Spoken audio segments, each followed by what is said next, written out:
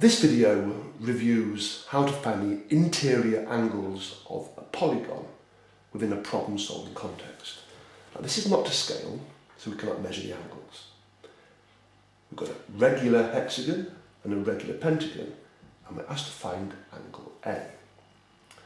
Now then, when we have a hexagon with 6 sides, we can split a hexagon into 1, 2, 3, 4 triangles. When you've got 6 sides, there are 4 triangles. So I therefore know that in a hexagon, the angles add up to 4 lots of 180, which is 720 degrees. That's the total of the angles in a hexagon. 6 sides, 4 triangles, 4 180s is 720. So because there are 6 angles in a hexagon and it's regular, then to find one of the angles, I will do the total divided by the number of angles, which is 6, which is 120 degrees.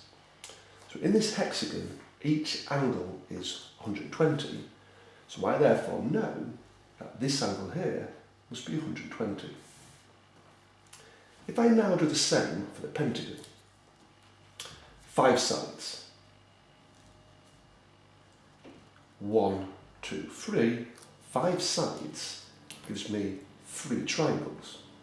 So 3 times 180 is 540. The total of all the angles in the pentagon is 540.